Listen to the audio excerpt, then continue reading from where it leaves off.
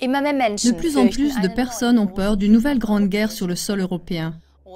Sans l'accord du peuple, on ne peut pas faire de grande guerre. C'est pourquoi il faut reconnaître qu'avant chaque grande guerre, il y a une guerre de l'information.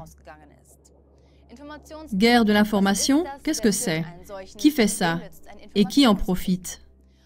Oui, c'est très simple. Dans son discours Stratford en février 2015, George Friedman a admis ouvertement que les États-Unis ont l'intention depuis plus de 100 ans d'empêcher la Russie et l'Allemagne d'associer leurs forces. Regardez aussi notre émission « Stratford trahit la stratégie américaine en Ukraine » du 16 avril 2015. George Friedman, qui est considéré comme un maître à penser des stratèges de guerre américains, a ouvertement déclaré que les États-Unis maintiennent et renforcent leur statut de pouvoir de suprématie en déstabilisant les populations ou les pays qui sont leurs rivaux et en les excitant les uns contre les autres. Ils le font au moyen d'informations délibérément fausses dans les médias, mais aussi de préférence par le financement de groupes terroristes choisis au moyen desquels ils déstabilisent intentionnellement des forces menaçantes pour eux. C'est exactement ce que le chef du think tank américain, c'est-à-dire de l'équipe des conseillers militaires, a admis sans aucune gêne. Le but de toutes ces opérations est que les peuples acceptent la guerre. Par des propagandes délibérées, par exemple sur des atrocités de guerre, des événements terroristes dangereux, des attentats, etc., des peuples entiers sont terrifiés. Des scénarios de menaces existentielles sont attisés délibérément et émis jusqu'à ce que même les peuples qui refusent la guerre en viennent à demander des interventions militaires, c'est-à-dire que des mesures soient prises. Les stratèges de guerre visent exactement ce cri. Dès lors, leurs militaires peuvent recourir à des armes de très grande ampleur. Mais cela montre à contrario que des protestations populaires et des refus de la guerre constituent la barricade fâcheuse que tous les stratèges de guerre doivent surmonter. En bref, sans le peuple, pas de guerre. Car en règle générale, au front des combats, ceux qui saignent, ce ne sont pas ceux qui ont manigancé et déclenché nos guerres, mais ce sont les civils, dupés, les maris, les fils et pères de famille qui ne se doutent de rien. Le court-métrage qui suit démasque une arme stratégiquement efficace qui est utilisée avec succès depuis des décennies dans la guerre de l'information. Nazi, une arme contre la conscience nationale gênante. La découverte des efforts en vue d'un nouvel ordre mondial avec son gouvernement mondial unique, a longtemps eu la réputation d'une théorie de conspiration bizarre jusqu'à ce que son existence apparaisse au grand jour de façon indéniable de la bouche même de ses opérateurs. On appelle aussi globalistes les architectes de ce nouvel ordre mondial. Pourquoi globalistes? Pour la simple raison que dans la pensée de ces personnes qui travaillent à l'État mondial unique, il faut qu'il n'y ait plus de nationalité typique. Un seul gouvernement doit régner sur le monde entier. Le monde ne doit plus être partagé en différents États nationaux, mais pour ainsi dire en districts mondiaux. Toute conscience nationale patriotique devient au regard de tels idéologues un ennemi, un empêchement de leurs idées globales du salut. Celui qui tient pourtant à sa conscience nationale contre leur plan d'hégémonie, et encore pire, à sa fierté nationale, deviendra un ennemi dangereux. Mais comment fait-on disparaître la conscience nationale, alors que celle-ci a une tradition de plusieurs millénaires? Encore plus difficile, comment maîtrise-t-on la fierté nationale, alors qu'elle se manifeste tout simplement comme un instinct de l'homme? Tout simplement, on la diabolise.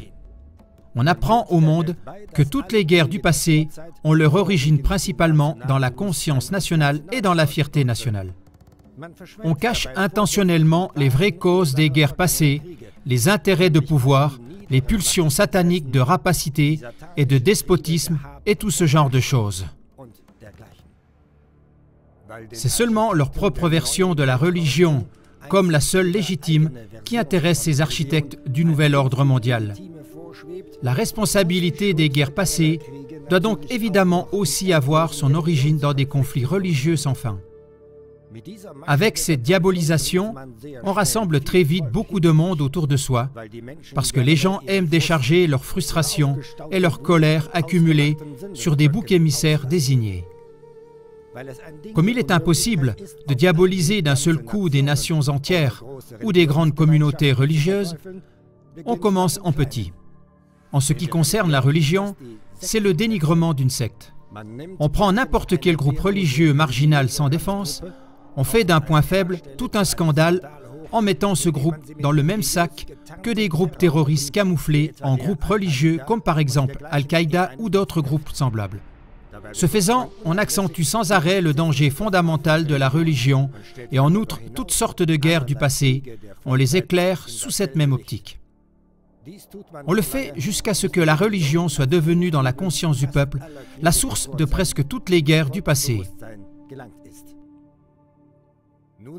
Mais revenons au cœur du sujet. Comme il est impossible de diaboliser d'un seul coup la fierté nationale de peuples entiers, on commence aussi en petit. Comment cela se voit-il en pratique?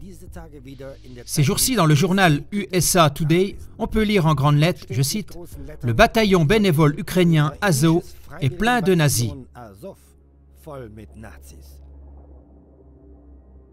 Mais quelques lignes plus loin, il est écrit en petites lettres que le bataillon Azov a recruté des guerriers bénévoles qui se qualifient eux-mêmes de nazis. C'est alors évidemment une toute autre chose.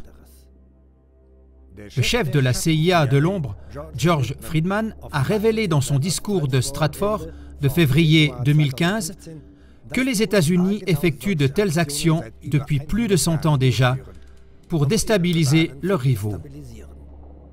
Ben Laden en a été un exemple typique. Il est prouvé que Ben Laden a été formé et mis en scène par le gouvernement américain, c'est-à-dire par la CIA. Le thème central de ce show était surtout l'élimination des religions et le lancement des lois de surveillance. Le groupe terroriste des États islamiques, EI, continue à travailler actuellement au même thème central. Ils abattent des civils avec une brutalité jamais vue. Ils décapitent des pasteurs. Le sang coule abondamment, et cela au nom d'une religion fondamentaliste. Mais la religion est uniquement le prétexte stratégiquement instrumentalisé. Car en réalité, il s'agit uniquement de terrorisme instrumentalisé et planifié, du terrorisme salarié, autant chez Al-Qaïda que dans l'État islamique et beaucoup d'autres. Il est bien connu que l'EI a reçu des États-Unis comme salaire sa nomination et ses armes. Cela n'a absolument rien à voir avec une vraie religion, car tout le monde sait que dans toutes les grandes religions, le plus grand commandement est « Tu aimeras ton prochain comme toi-même ». Des groupes fanatisés, par contre, existent à tous les niveaux de la condition humaine, à commencer par les hooligans sur chaque terrain de football. Assimiler ces derniers à des civils normaux serait aussi faux que d'assimiler les sectes terroristes aux religions ordinaires ou aux communautés confessionnelles. De façon stratégique, on a associé religion et terrorisme. C'est ce lien qu'il s'agit absolument de supprimer. La même chose est valable en ce qui concerne les prétendus nazis. Celui qui fait du terrorisme au nom du nationalisme est et reste un terroriste et rien d'autre. Pourquoi cela? Parce qu'il utilise le terme de nazi uniquement comme couverture et prétexte. Tout vrai nationaliste peut se défendre pour sa propre patrie, sa famille et sa maison avec une arme en cas d'attaque. Mais autant la religion et le terrorisme n'ont rien à voir l'une avec l'autre, autant un véritable nationaliste n'a rien à voir avec un terroriste. Parce que les forces de la mondialisation veulent éliminer la fierté nationale et toute conscience nationale. Elles les assimilent constamment au terrorisme. C'est leur stratégie. Bref, l'ennemi mondialiste du nationalisme infiltre partout ces terroristes salariés camouflés en nationalistes et il les lâche sur les femmes, les enfants et la population. Eux-mêmes se disent nazis bien qu'en réalité, ils n'ont absolument pas d'intérêt nationaliste. Ce sont des terroristes, des meurtriers égoïstes et des serviteurs de ceux qui arrachent et font disparaître actuellement toute la conscience nationale et la fierté nationale. De même que tout vrai représentant religieux aime ses semblables et ne les combat pas, aussi vrai tout véritable nationaliste aime sa nation et ne la combat pas. Donc, il faut encore une fois dissocier ce terme de guerre stratégique nazie de toute pure conscience nationale ou de la fierté nationale. Avoir une conscience nationale n'est pas un péché et ne le sera jamais. Avoir une conscience nationale restera toujours une partie intégrante de l'instinct humain. Mais diffamer quelqu'un comme nazi à cause de sa conscience nationale, c'est un crime et cela restera un crime. Ce qui est dit ici sur la diabolisation de la conscience nationale et de la religion est valable aussi pour tous les autres obstacles qui barrent le chemin des globalistes. Partout où on diabolise publiquement quelque chose en lui appliquant d'autres termes, il s'agit de l'examiner de façon critique, de le remettre en question et de mettre à la lumière la véritable motivation qui se cache derrière.